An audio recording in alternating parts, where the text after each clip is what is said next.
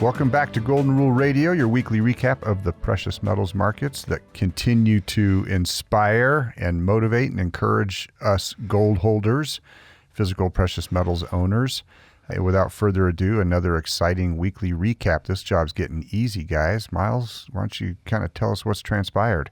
Yeah, buckle up, boys. This is going to get real bumpy here. No, actually quite the opposite. You're completely right. I got the same story all the way down the board. So let's start off with gold up 4% from our recording last Wednesday, currently sitting at $3,046 on the spot price, and still a little bit higher on the futures market. So gold starting to look a little bit parabolic. Round and round she goes. Where she'll stop, no one knows.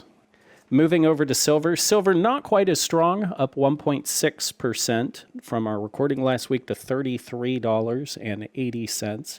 And as we're recording, we're flirting with that 90-to-1 gold to silver ratio again right now. Platinum up 1.7%, so similar to silver, sitting just above $1,000, $1,005 an ounce for platinum. And a little bit behind it, platinum sister metal palladium up just under 1%, up about 0.85% to $955. Quick glance over at the equities market. The Dow Jones up 1.6%, sitting just under 42,000. And the S&P up 1.5% to 5680. Both of those are still sitting down about 9% from where they topped out at here previously. And rounding out the equity indices, the NASDAQ is pretty much flat, up about 1/4 point to 19,580.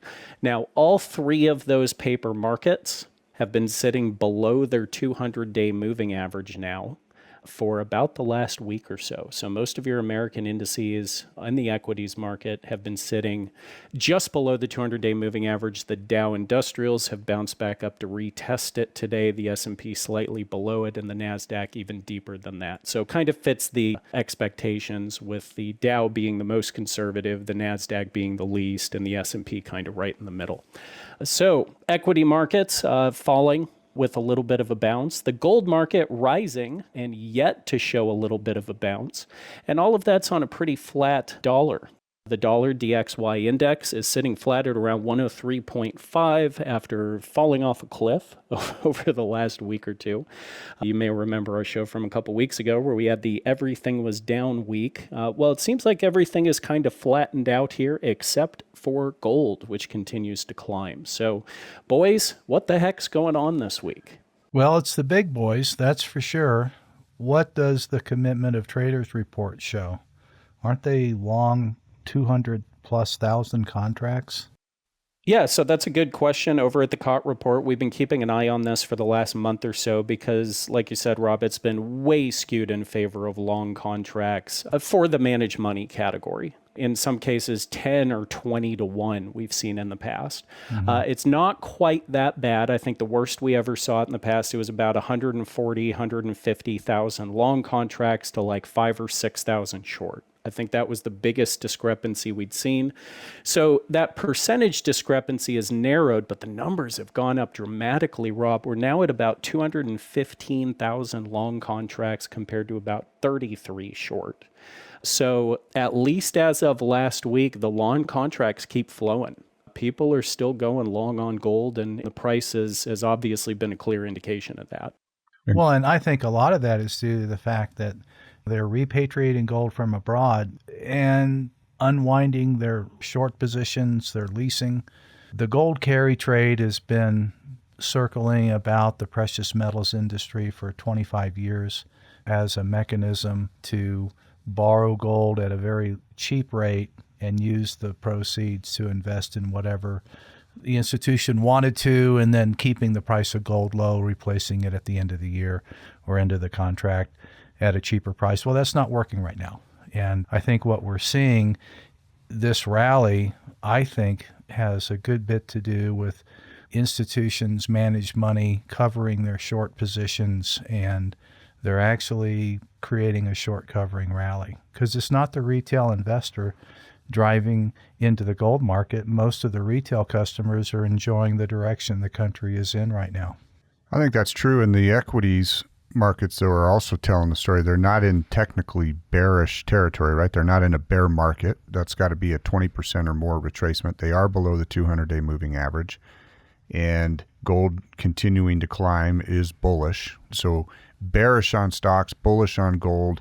Now it's a matter of how much gold do you own? I mean, congratulations, listener, assuming that you are a gold owner listening to this program. And whenever you did that at the right time. Always and often is when you buy gold, including currently. I'm not shying away from buying at these prices at all because it's a paradigm shift. Mm-hmm. You know, you had to battle the same thing at $2,000 gold and $1,000 gold. I remember a big liquidation when gold hit 1,000. The guy said, we'll never see this again in my lifetime. And he sold all of his gold. Yet here we are.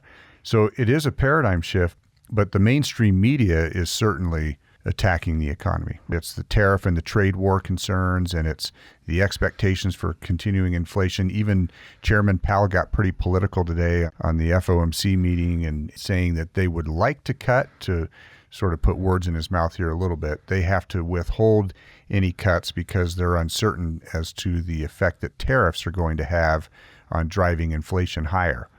Well, we'll see what ends up transpiring as a result of those minutes in that meeting. But he's trying to remain politically neutral while taking a shot at economic policy out of Washington. I don't know if Main Street feels like the economy is great. I don't think that Main Street feels like it's terrible. But I will tell you this, the president's focus is on Main Street. Mm-hmm. It's not on Wall Street. And Wall Street has to get used to that right now, that they're going to do everything they can to make it better for Main Street USA. And that, to me, includes like the absence of the plunge protection team. I'm anxious to see what happens if the equities markets really do get a washout. They're not suppressing the gold price anymore. Right. And they're lending credence to the gold market by talking about it for the first time in 40 years and giving it significance rather than just trying to minimize its significance. And well, but let's put that in perspective, Tori. I mean, even if Elon Musk finds all 8,100 tons sitting in Fort Knox and the government increases the price to $3,050 an ounce, okay?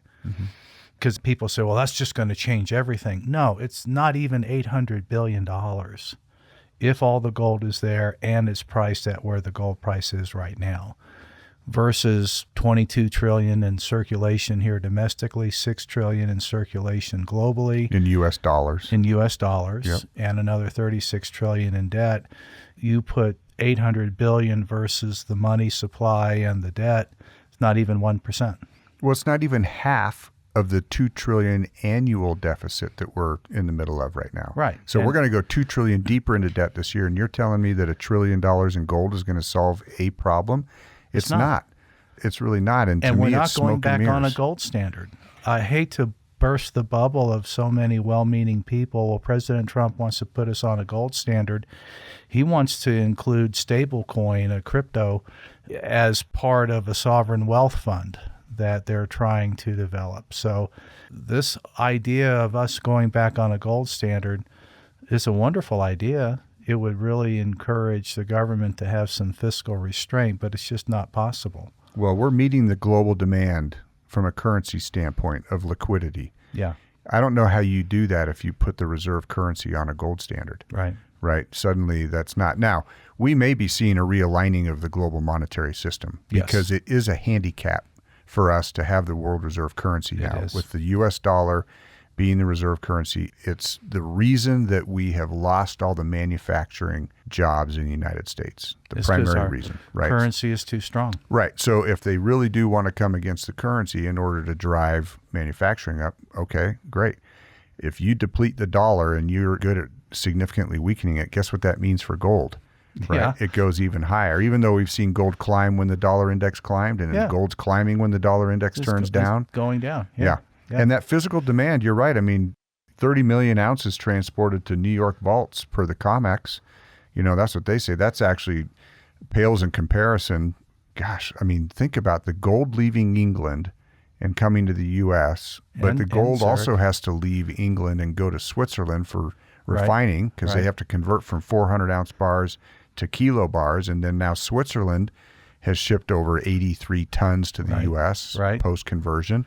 So there is a true inflow And that is right. And with the commitment of traders showing long and, the bullish sentiment in the markets with gold, even from non-gold bugs, it's nothing. To go to $3,500 gold, Miles, that's another 15%. You said we were up 15, 16% so far this year? No, 17% in 2024. Gold's up about 17% from December 31st bottom. In 2025. Silver's up about 18. So we're seeing comparable moves there.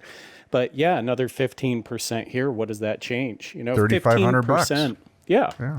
And I think you're right. 15% on one of the biggest top-down gold shuffles in history. Here, the LBMA and the COMEX and shipping gold out. So, 30 million ounces out of the COMEX. That's out of London, yeah. Out of London to New York vaults, just the inflow in New York. That's 900 tons. Okay, 30 million ounces is around 900 tons. So 900 tons moved to the market, $150. All I'm really getting at here is just the sheer volume or the lack of volume in From what the Rob was retail just buyer, talking yeah. about. From the standpoint of, say, the Fort Knox argument. I think the Fort Knox argument is such a big argument because people have been screaming audit Fort Knox since, for Pete's sake, since the 80s. Yeah. This isn't a new concept. It's the fact that it's actually happening. I just don't think it means as much today. Like if we had found out there was 8,000 tons of gold missing in Fort Knox in 1985, that would have been a big deal.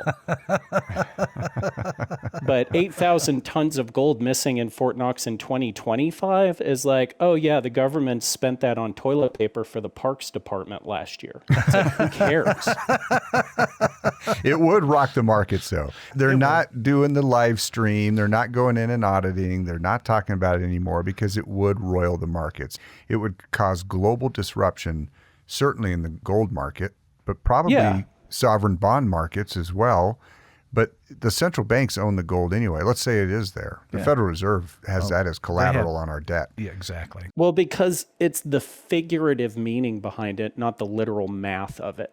Yes. Yeah. It's the figurative meaning holds a whole lot of weight in the average investor because a person is smart, people are stupid, right? Like the last thing you want to see happen is a whole bunch of us get together and decide we're just going to put our foreheads down and start charging forward without looking. And that's why toilet paper disappears post-COVID. Toilet paper and silver dollars go away. I mean, it's Charles Mackay's old book, The Extraordinary Popular Delusions and the Madness of Crowds. Like they update that book again, I think COVID toilet paper and, Bitcoin and probably Beanie Babies are going to get added to the list. I mean, when the retail market gets involved, and this was the whole point of our conversation a couple weeks ago, what's happening in the large scale market, in the top down market right now, is not out of the ordinary. It's out of the ordinary based on its volume. It's the biggest it's ever been. But it is something that happens from time to time. There is a large shuffling of gold ownership from time to time. Like we've had multiple conversations through the 20 years I've worked here about, China's doing this big purchase out of gold and London's having to ship X number of tons to China over the next 3 months and it's going to blow up the gold market and yada, yada. And it's like we've had these things pop up from time to time. And if you give it enough time for the water level, you just threw a giant stone into the bathtub and the water is roiling. And if you give it enough time to settle, it's going to just settle at a slightly higher price. There's your 3,500 gold. The problem is if the retail gets involved. Yeah, and the news cycle will keep rolling on and people will forget. But it's the inverse in the top-down side of the gold market versus the bottom-up side. Bottom-up side, people are enjoying the show. Hey, I like the direction of things. Trump's at his highest approval rating of all time, and that is slowing down the retail investor buying gold from the bottom up.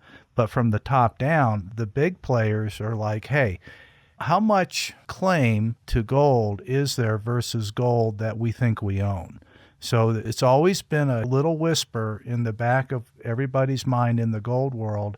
There's more claims against the gold than there is gold to back the claims. Yes. And I think that lack of trust amongst themselves is driving that as well. Well, that's exactly why you have to own your gold physically directly and ideally in your hand. But if you are storing it, you better make sure it's with a reputable firm, because we've seen issues in that regard too. So just because the gold's coming back to the U.S., you still better have it stored, insured at a reputable vault storage facility. You know, we help our clients with that as well, in and out of an IRA. But listen, this is a different paradigm now also. It is take possession. If you don't hold it, you don't own it. It could ultimately be key. Could be the issue. And let me throw one other item out there to our listeners. You know, buying gold right now, Gold Eagles, what have you, but you can buy certified 100-year-old Saints and Liberties, MS62, MS63, MS64, for less money per coin than Gold Eagles right now. That's never happened, ever. I mean, I'm looking at 64 Saints certified, $5 less than a Gold Eagle right now. If you want downside protection from a falling gold price, and you've done this personally, Tori, with your family's trust money, you have seen gold fall, and yet the premiums on these old $20 gold pieces held up and actually went higher. Yeah, it's a hedge on your hedge. It's a hedge on your hedge. In the instance that it goes down. And speaking of that, I mean, what portion of your portfolio is physical gold representing? Because you're getting a taste here with the equities markets dipping and gold climbing. Is it enough to protect you to the downside? Because what gold does best is it minimizes the drawdown on your total investment portfolio. How's that 1% working out for you? Or right? Even 5 or 10%. Or 5%. Yeah. 10% is a minimum. Yeah. It's a minimum. And it averages not. 10% return a year anyway. So if you're just basing it on performance over the 40, 50 years, you can't go wrong. Right. But if you don't have an adequate hedge on the rest of your portfolio, and what you're talking about is a hedge within your hedge. Yeah. Buy the old coins at prices cheaper than bullion coins right now. I mean, it's ridiculous. Never seen it. I have seen prices on these Saints and Liberties 2 or 3 times the price of gold. I don't think they'll ever get back there, but they're not going to stay down where they are now. So before we close out, guys, since we are on a bit of a run here, maybe we take a look at where we might see some of these prices going. Now, we're moving into uncharted territory, and that obviously makes it difficult to sort of predict. But the best option I've ever had is look at where we've been and how that would correlate to if we saw corrections, what would those corrections look like? So I'll toss a chart up here. You know, this is just building on something we talked about a while ago. Now, it may not be this move, but I think the next kind of top end level where we could see a little bit of significant resistance like we did around 2000 before we take another step up, I think is up here at 3,500 on the gold price, give or take $100 up or down. I think you could see some trading at that point where once we get up there, maybe that's a place where we park for 6 months and catch our breath.